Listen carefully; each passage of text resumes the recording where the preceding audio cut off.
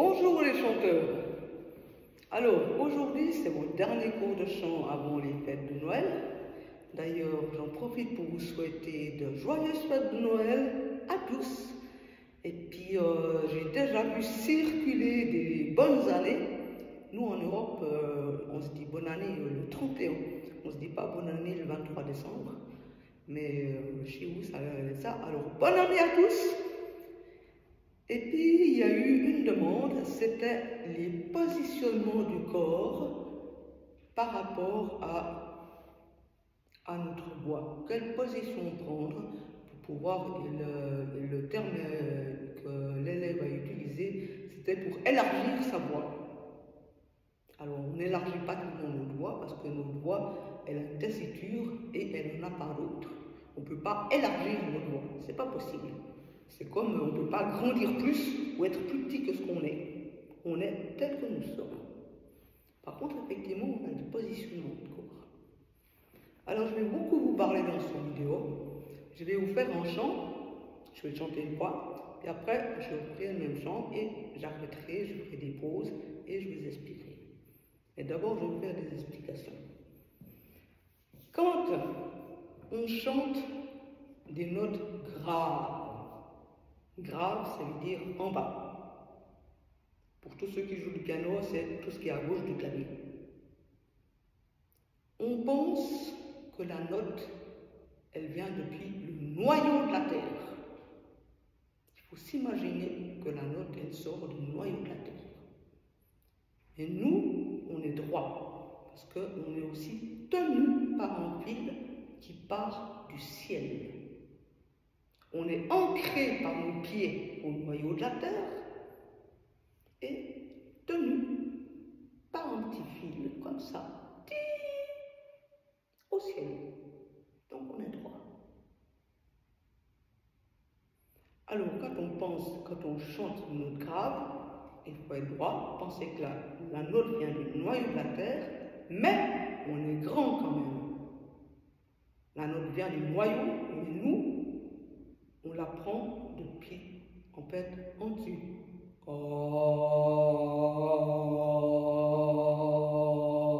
Là, mon son, je l'imagine carrément ici, en fait.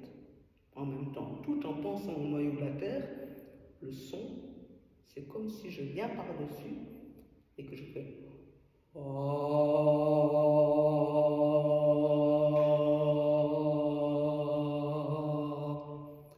Puis, pour le contraire, pour les aigus, le son, il vient de derrière nous, en haut, mais derrière nous. Il faut s'imaginer que vous êtes comme ça, et puis que les spectateurs, au lieu d'être face à vous, les spectateurs sont derrière vous. Et puis vous imaginez que vous devez chanter aux spectateurs qui sont derrière vous.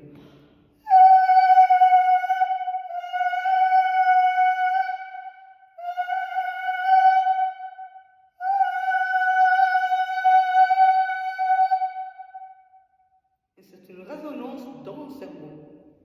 Et vous devez vraiment vous imaginer que cette note doit pouvoir résonner jusqu'en arrière.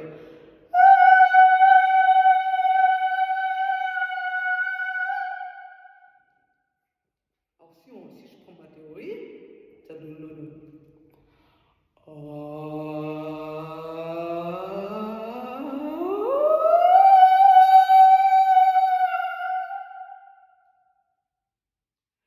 Et quand on prend une note aiguë, c'est comme le basket.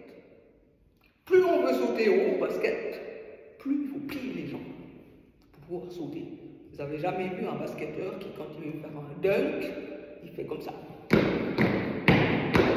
Avec les jambes droites. Non, il plie les jambes, puis hop, il saute. Bah, pour les notes aiguës, nous aussi, on plie les jambes comme ça.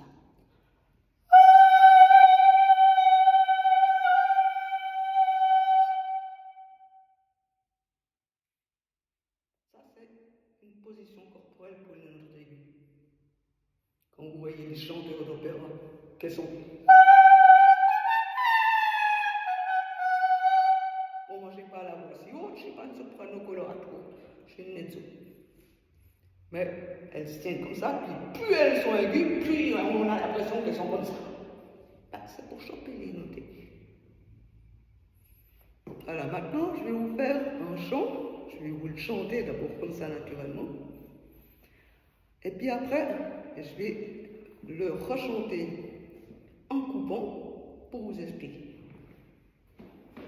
Alors je choisis toujours dans mon répertoire, mais vous pouvez choisir dans vos répertoires, hein, parce que moi je ne connais pas tous les chants africains, n'est-ce pas?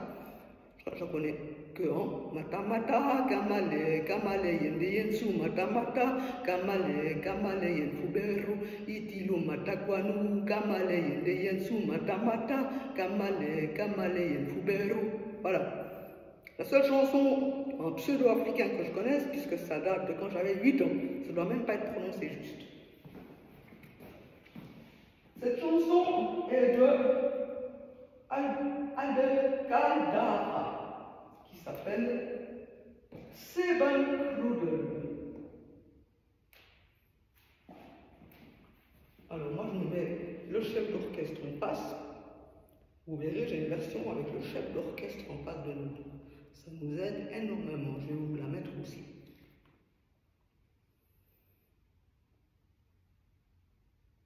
Puis c'est bien parce que c'est une chanson qui va dans les basses et qui atteint quelques médiums. C'est une chanson qui va dans les basses et qui monte pour aller chercher quelques notes aiguës. Je recommence.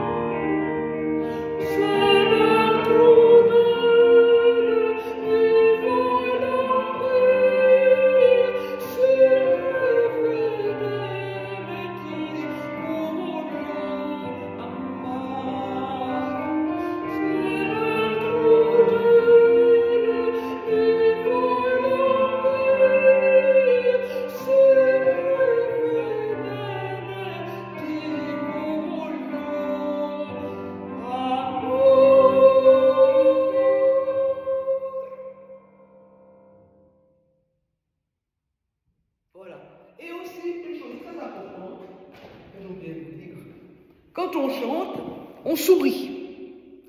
Alors, pas forcément avec la bouche comme ça, mais on sourit en tout cas avec les yeux et puis on ouvre les yeux. Parce que ça dégage les pommettes et ça ouvre encore plus notre cathédrale intérieure. Alors maintenant, je vais recommencer la chanson et puis je vais m'arrêter bout par bout pour vous expliquer comment passer de voix de tête à voix basse et là où est-ce qu'il faut justement chanter en arrière, comme je dis. Parce que c'est une chanson où on peut chanter quasiment que en voix de poitrine, sauf à certains endroits où effectivement on passe en voix de tête. Puis je m'excuse un petit peu de ma voix qui est un petit peu usée, mais j'étais un peu malade, alors voilà, j'ai pas une voix qui est terrible aujourd'hui.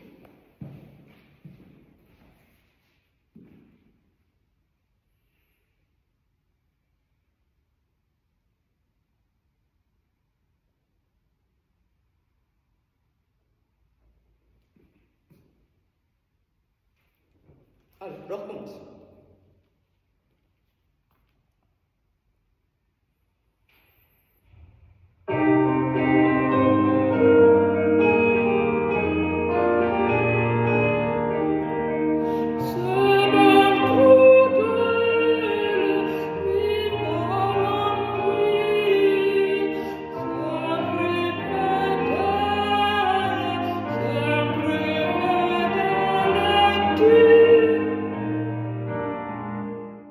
Voilà.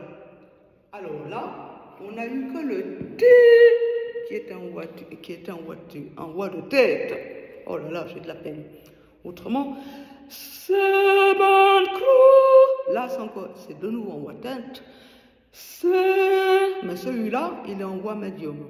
Alors, si vous êtes en médium, mais que c'est hésitant, prenez-le en voix de tête.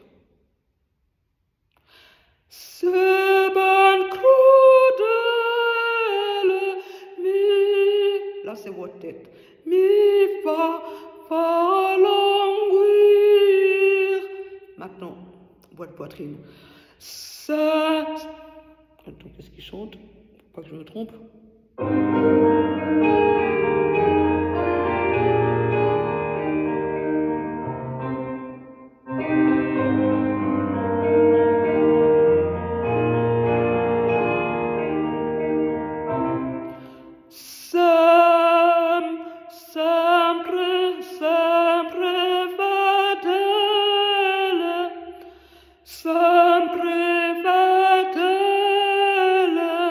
Ça, c'est une voix de poitrine.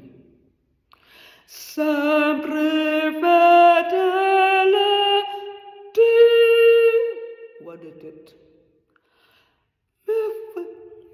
Voglio amar, voix de poitrine. Il faut apprendre à jongler entre la voix de tête et la voix de poitrine, sans qu'on entende la différence. Et pour ça, il faut faire des vocalises. C'est la meilleure chose. Et ça ne vient pas en 30 secondes. Comme j'ai toujours dit, il faut que vu que notre instrument, c'est la voix, il faut que notre musculature, au niveau moléculaire, se forme. Donc, on ne peut pas aller plus vite que la biologie. Donc, ça prend un certain temps. Maintenant, je vais essayer de vous faire le chant où, quand je mettrai le bas en doigt, ce sera voix de poitrine. Quand je mettrai le doigt en haut, ce sera voix de tête.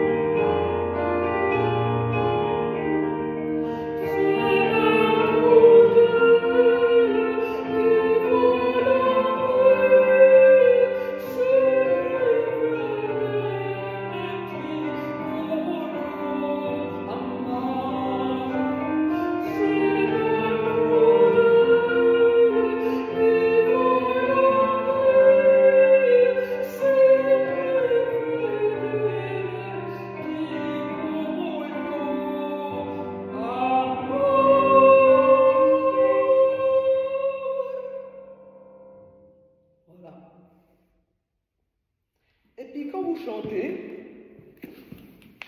oubliez, quand vous êtes dans les médiums, puis que vous êtes dans les basses, n'oubliez pas de grandir, de vous agrandir, vous. Ça se voyait peut-être pas trop sur mon corps parce que voilà, je suis pas très grosse, très épaisse, mais en fait, on essaie de s'agrandir au maximum. Et on met les épaules vraiment droites comme ça, presque un peu en arrière, mais pas tout à fait, on ne se crispe pas, surtout pas. Mais on a un peu les épaules en arrière, comme ça. La tenue du chanteur.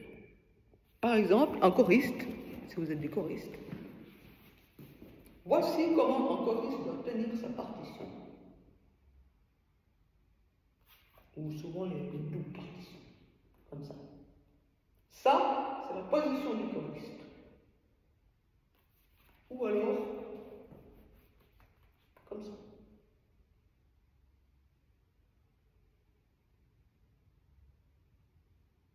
C'est ce genre de position.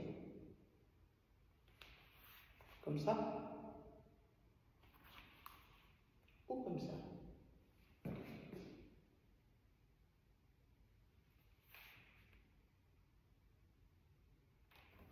Ça nous laisse toute la place de respirer, toute la place de chanter.